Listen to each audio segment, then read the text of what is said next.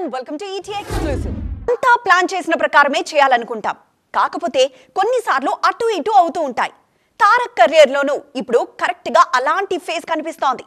Devara and war మధ్య ఆయన జాగ్రత్తగా చేసుకున్న ప్లానింగ్ కాస్త అటు ఇటు కావడంతో ఇప్పుడు తారక్ కంప్లీట్ గా నార్త్ లోనే ఉంటున్నట్లు అనిపిస్తోంది. ఇంతకీ అదే నిజమా? దేవర సినిమాను చెప్పిన డేట్ కి రిలీజ్ చేయాలని ఎట్ స్ట్రెచ్ కాల్ షీట్లు ఇచ్చేశారు తారక్.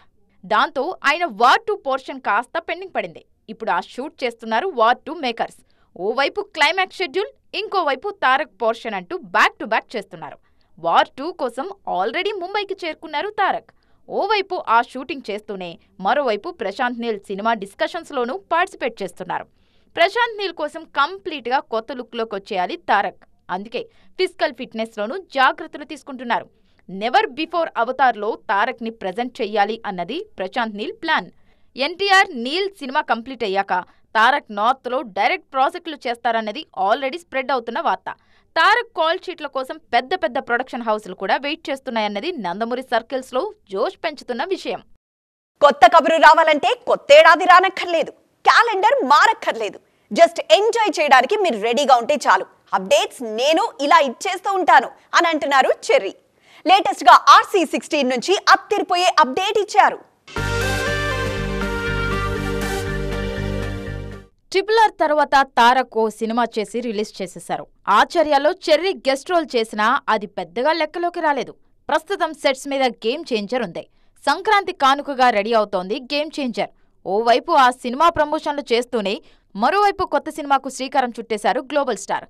బుచ్చిబాబు సానా దర్శకత్వంలో రామ్ చరణ్ నటిస్తున్న సినిమా RC16 ఆల్రెడీ ఘనంగా ఓపెనింగ్ జరుపుకుంది. జాన్వీ కపూర్ నాయికగా నటిస్తున్నారు. ఉత్తరాంధ్ర బ్యాక్ డ్రాప్ లో తెరకెక్కుతోంది ఈ మూవీ. ఈ సినిమాకు సంబంధించిన పనులు మైసూర్లో మొదలయ్యాయి. మైసూర్ చాముండేశ్వరి ఆలయం నుంచి ఫోటో షేర్ చేసుకున్నారు డైరెక్టర్ బుచ్చిబాబు సానా. సోమవారం నుంచి రెగ్యులర్ షూటింగ్ లో hero Ram Charan, heroine Janhvi Kapoor join అవుతారు. మిగిలిన మెయిన్ కాస్టింగ్ అంతా కూడా ఈ షెడ్యూల్లో పార్టిసిపేట్ చేస్తారు. దాదాపు 10 రోజుల పాటు మెయిన్ షెడ్యూల్ సాగుతుంది. స్పోర్ట్స్ డ్రామాగా తెరకెక్కే ఈ సినిమా కోసం ఎప్పటి నుంచో వెయిట్ చేస్తున్నారు బుచ్చిబాబు. రంగస్థలం మూవీని మరిపించే సినిమా అవుతుందనే టాక్ ఆల్రెడీ ఇండస్ట్రీలో స్ప్రెడ్ అయింది. బీ ఓపెన్ అనే మాట ఎక్కడైనా చెల్లుతుందేమో కానీ సినిమా ఇండస్ట్రీలో కాదు. సినిమాను ఎంత గుట్టుగా తీసినా, ఎంత చాటుగా కాపాడినా అంతా రిలీజ్ అయ్యే వరకే. ఒక్క షో పడితే చాలు, మంచేంటి చెడేంటి, ప్లస్ ఏంటి మైనస్ ఏంటి అంటూ మైక్ల ముందు బేషుగ్గా మాట్లాడేసుకుంటారు. అలాంటప్పుడు పెయిడ్ ప్రీమియర్స్ ప్లస్ అవుతున్నాయా, మైనస్ అవుతున్నాయా?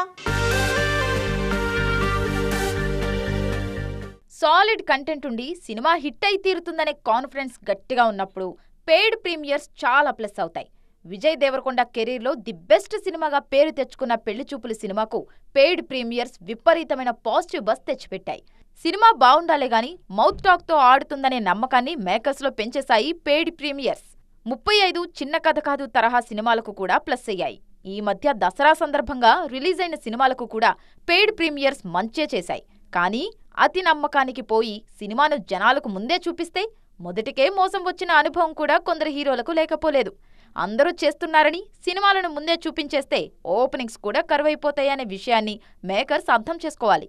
పెయిడ్ ప్రీమియర్స్ అనేది విధానం కాదు, ప్రోడక్ట్ మీదున్న నమ్మకం అనే అవగాహన క్రియేట్ అయితే జరగబోయే నష్టాన్ని కొంతైనా తగ్గించుకోవచ్చన్నది అనుభవజ్ఞుల మాట. అలా కాకుండా అదేదో ఫ్యాషన్ అనుకొని ఫాలో అయితే మాత్రం తిప్పలు తప్పు అంటున్నారు క్రిటిక్స్. క్యారెక్టర్లో దమ్ముండాలే గాని స్క్రీన్ మీద లవర్గా చేస్తే ఏంటి, పిల్లల తల్లిగా చేస్తే ఏంటి అనే క్లారిటీకి వచ్చేశారు మన హీరోయిన్లు. ఒకరిని చూసి మరొకరు సిల్వర్ స్క్రీన్ మీద అమ్మతనాన్ని ఆస్వాదించడానికి సిద్ధమవుతున్నారు. పిల్లల తల్లిగా చేయటానికి ఎప్పుడు వెనకాడలేదు లేడీ సూపర్ స్టార్ నయనతార. ఆమె బాలీవుడ్ ఎంట్రీ జవాన్లోనూ ధైర్యంగా ఓ పాపకు తల్లిగా నటించారు.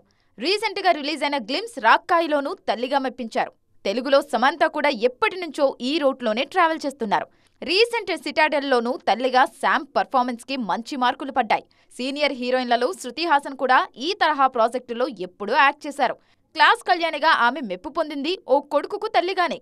త్రిషను లియోలో చూసిన వారు అదేంటి అంత పెద్ద పిల్లలకు తల్లిగా చేయడానికి ఆమె ఎలా ఒప్పుకున్నారు అని వండర్ అయ్యారు.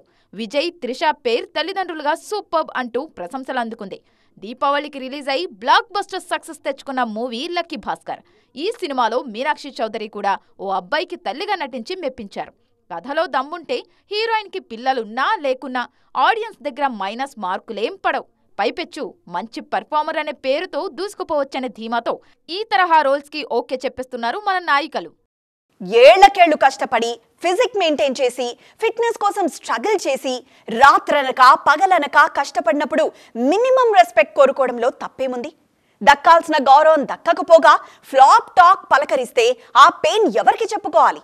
దీనికి సంబంధించి ఓపెన్ టాక్ కి అవకాశం లేనప్పుడే ఫ్యూచర్ ప్రాజెక్టుల విషయంలో ప్లానింగ్ చేంజ్ అవుతుందంటున్నారు సూర్యని దగ్గరగా చూసిన వారు. కంగువ సినిమా కోసం డే అండ్ నైట్ కష్టపడ్డారు నడిపిన్ నాయగన్ సూర్య. అడవుల్లో రకరకాల మేకప్పులతో ఫిజికల్ గా చాలా స్ట్రెయిన్ అయ్యారు. అయితే తీరా రిజల్ట్ నిరాశపరిచింది. చేసిన కష్టానికి ఫలితం రాకపోగా విమర్శలు వెలువెత్తాయి. ఇలాంటి ప్రయోగాలతో పోలిస్తే రొటీన్ కమర్షియల్ సినిమాలు చేసినప్పుడు డబ్బులకు డబ్బులు హిట్కి హిట్టు వస్తాయనే మైండ్ సెట్ కి సూర్య వచ్చేశారు అన్నది కాలీవుడ్ టాక్. ఇంకొన్నాళ్ల పాటు ఎక్స్పెరిమెంట్స్ కి దూరంగా ఉండాలనుకుంటున్నారట నడిపిన్ నాయగన్. ఆల్రెడీ ఆయన షూటింగ్ కంప్లీట్ చేసిన సూర్య 44 ఫుల్ కమర్షియల్ సినిమా.